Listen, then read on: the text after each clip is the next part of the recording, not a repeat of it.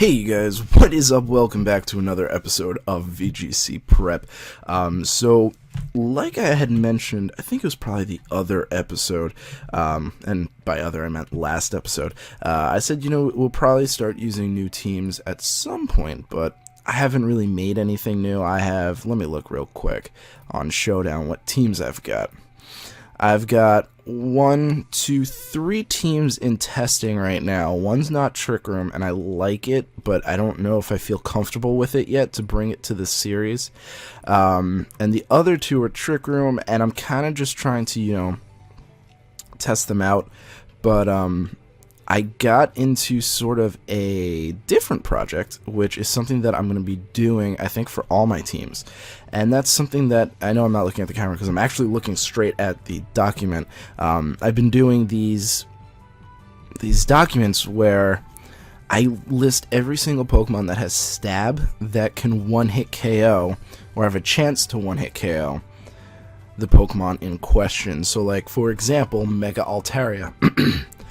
The first on the list is Abomasnow with a Choice Band. It has a 12.5% chance to KO, one-hit KO, with Ice Punch. And I think that's going to be really useful in, going through and finding out, like, okay, so where are my holes? What can I fill them in with? How can I rearrange the team in a way? And, one of the coolest things that I've found, probably one of the most frightening, was when I was doing this. The team I'm doing this for is the anti-weather Trick Room team, which sounds like a lot of things going on, but it's really not. It just ended up becoming anti-weather. I've had this on the channel. It was the first team that I used for ORAS. There's only 7 things in the entire game that can one-hit KO Cresselia. Just let that sink in. Like, obviously there's some defensive, mostly HP, some minimal in the defenses, but they're Mega Heracross, Life Orb Escavalier, Choice Band Scizor, Life Orb Crawdont. I can't talk. Oh my god, I cannot say Orb. Life Orb Heracross, Mega Sharpedo, and Choice Band Durant. That's it. Literally nothing else. So I found that incredibly amazing. I'm running 220 HP, 96 defense, and I think 36 special defense or something around that. I could check that real quick. 36 special defense, and it's a sassy nature. That's mind-boggling. I found there's no way you can possibly survive those other attacks unless you're like super invested in bulk. Like, you can survive the Mega Sharpedo if you have more defense. You can probably survive Scizor, you can probably survive Heracross, and you could probably survive Durant, but there's no way I don't think you can survive Crawdont, Escavalier, or Heracross. And I know for a fact you cannot survive Mega Heracross no matter what, even if you're max HP, max defense. With a bold nature, that pin missile does wreck you. Alright, so it looks like, we're going to move on from here onto the next, the actual team. It looks like we've got Camerupt, Melodic, Abomasnow, Jesus, Absol. I mean, they kind of sound similar. You gotta give me some of that. Amoonguss, Togekiss, and Hitmonlee. So that Camerupt's actually going to be kind of an issue. I know Metagross can survive it. It definitely can't one-shot it. And it's going to kind of ruin my Trick Room, to be quite honest with you.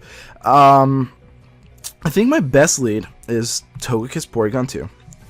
There's not a single thing there that really threatens that lead. I can survive Ancient Power, I can survive Heat Wave, I can pretty much survive everything he wants to throw my way. I'm thinking I'm going to want Metagross, but there's so many things that can hit it. I'm going to say Scrafty, and I don't think Scrafty either. Rotom definitely. That I will stand behind. And I don't think Banette's going to be very useful here. There's too many things that it can't really touch and that can touch it back.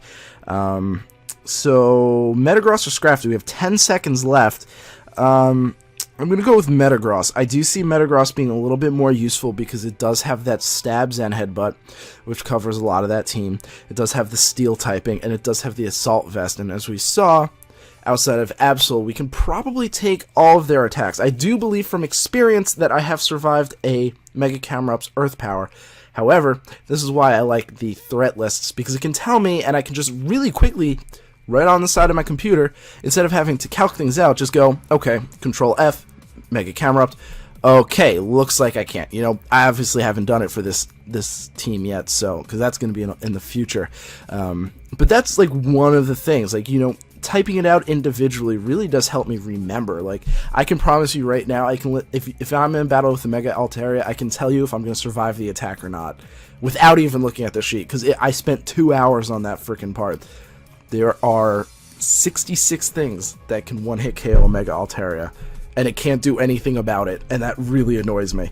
Alright, so we've got Absol and Camerupt. I don't necessarily want to get Trick Room up, because that Camerupt will be outspeeding me.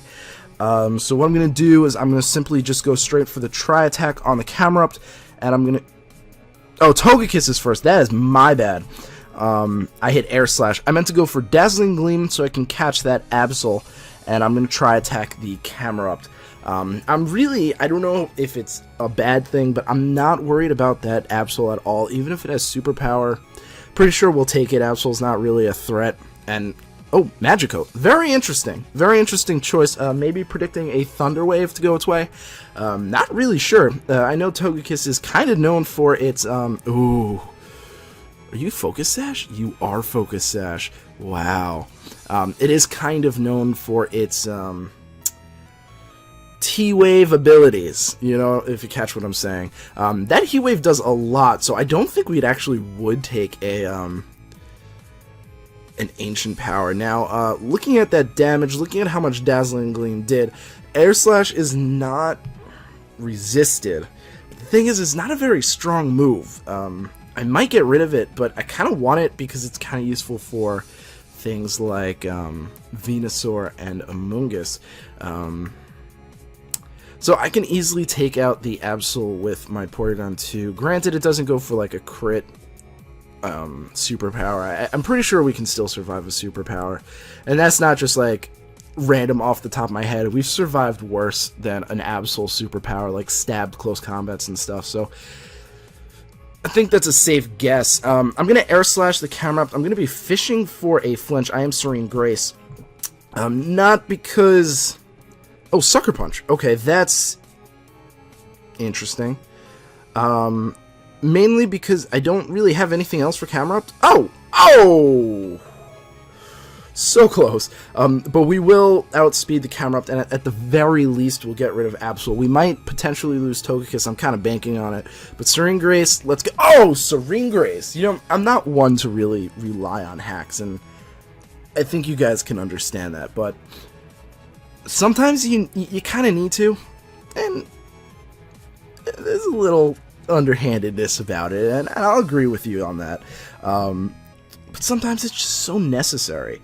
I think like that's why I don't really like harp on the players who, when they have absolutely no other option, where they rely on like the swagger chance. That's cool. I understand that. It's the point where you spam swagger on the first turn to a Chandelure when you clearly could have foul play and take me out in 2 hits. You know what I'm saying?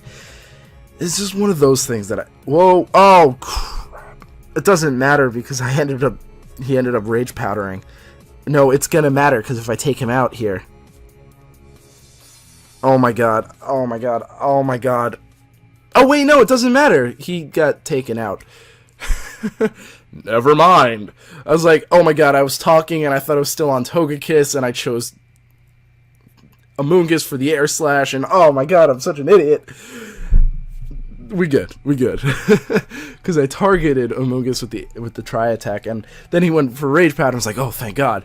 And I was like, but wait, what am I going to do if... No, I'm an idiot. Okay, so I'm going to Protect here. I have no reason... Well, I have plenty of reasons to Protect here, because I'm going to go for Trick Room here. Now that the Camerupt is out of the way, which, by the way, I found out today... something I didn't realize, Camerupt is actually the slowest Pokemon in the game, tied with, not Dusclops. Ooh, what was it? I forgot. It is tied with And by slowest in the game, I mean slowest in the competitive section. You know what I'm saying? So it's actually tied with Ferrothorn, Torkoal, and Escavalier. And this one thing that I really noticed about that group, and what I thought was really, really cool, was Mega Camerupt can wipe the floor with all of them. And I was like, this is kind of cool. It's kind of cool. So theoretically, the slowest and possibly best Pokemon for Trick Room is indeed Mega Camerupt. And I really like that. I was like, that's awesome, because Camerupt's definitely one of my favorite Pokemon. I didn't realize it was so slow. I thought it was like, maybe kind of, and I'm trying to decide, should I go into Metagross here, or should I go into Rotom? I'm going to go into Metagross, because Metagross can probably take out the Melodic with help with the Tri-Attack with Zen Headbutt. Whereas, I know I could probably take it out with Thunderbolt, but I don't remember the speed tiers for this, and I don't want to risk it, because we might lose it to a Scald. I forget speed tiers sometimes. But yeah, what I was saying is, I thought it was really cool that Mega Camerupt was literally one of the slowest Pokemon in the game, and the only Pokemon that really match its speed is, like, Ferrothorn. And you're like, well, and they're all, like, weak to Mega Camerupt, and it's just like, well, now what? That's awesome. You know, when you're in Trick Room, all you have to do is have negative and negative, and you don't have to worry about anything. I mean, obviously, there's priority and stuff like that, so, like, you still have to worry about that, but Mega Camerupt actually has some pretty good bulk to it. Not enough to take, like, 4 times super effective moves, so, like, that Aqua Jet, you're probably not going to survive, but enough to take, like, a Sucker Punch. I'd say it could probably take a +2 Sucker Punch. That's just pure wild estimation from a Kangaskhan, but I'd say it probably could. Probably could if you have, like, max HP, which you probably should be running if you're going to be... Well, I wouldn't say, like, probably should be. I think that's probably a good idea. So it looks like we got an opposing Trick Room team. And it looks like... Looks like we'll have a problem here. That Abomasnow is going to be a bit of an issue, but I do have an idea.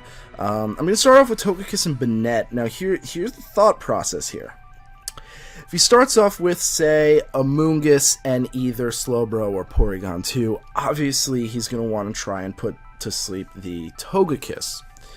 If he starts off with anything, he's going to want to put to sleep the Togekiss. But what this allows me to do is, if he starts off with the Trick Room setter, because my team is inherently a little bit faster than this Trick Room team that we're seeing, what this will allow us to do is that Insomnia on our Banette will make it so Amoonguss can't sleep us, and on the other hand, Hitmontop cannot fake us out.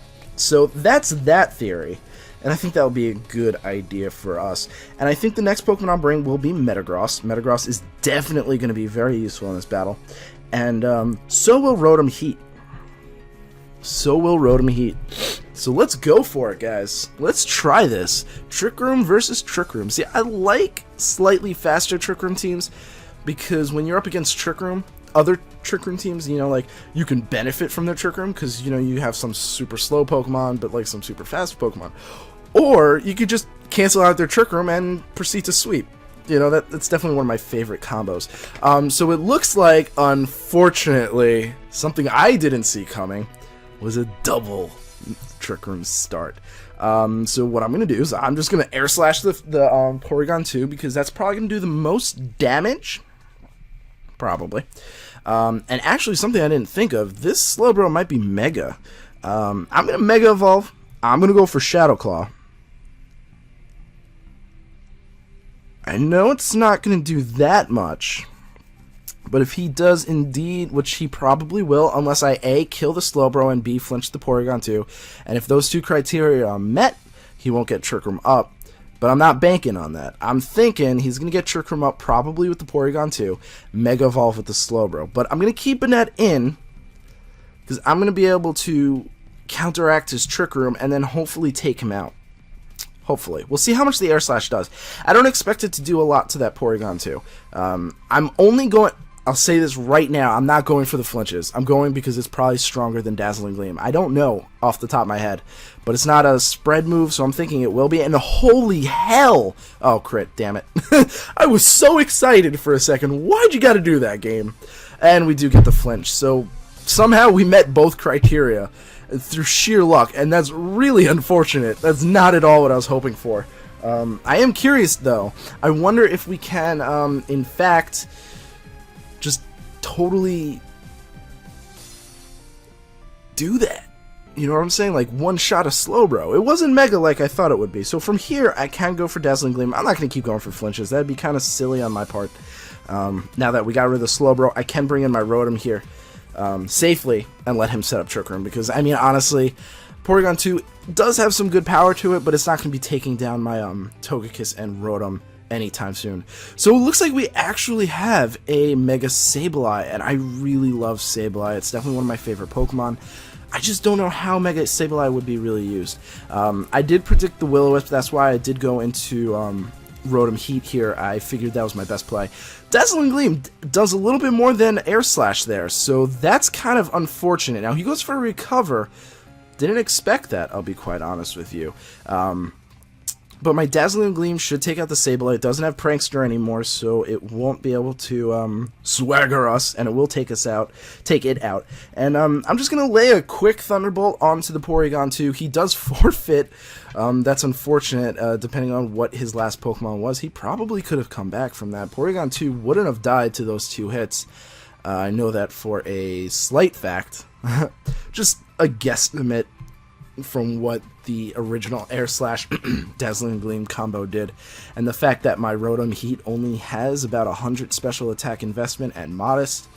So yeah, don't understand the forfeit. I will admit that first turn of just uber hacks was really unfortunate, and it does happen, and I do not like when it happens to me, and I especially don't like it when I win because of that, when I wasn't like needing that, you know? I had a plan without the hacks. I didn't need the hacks. I had a plan, guys. I had a plan. You heard me. You know, I figured at the very least, if it wasn't Mega Slowbro, Mega Banette would at the very least 2-hit KO the Slowbro with Shadow Claw, which isn't a big deal because judging by how powerful Togekiss was, and now that I realize, you know, Air Slash might not be necessary. It might not be necessary. I could probably get away with using Aura Sphere, and Aura Sphere would put me in a good spot for certain Pokemon, like Tyranitar, who...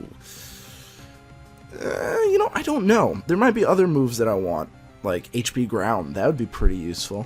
That'd be very useful, actually, because then that would not leave me high and dry against, like, Mawile and Heatran. Ooh, the possibilities, my friends, the possibilities. I can't one-shot Mawile. I need Fire Blast for that and, like, a Fire type. I mean, I have Rotom Heat for that, so it's not the end of the world.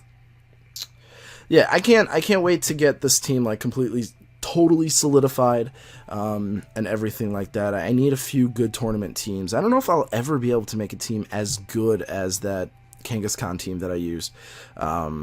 That was definitely one of the best teams I've ever used, and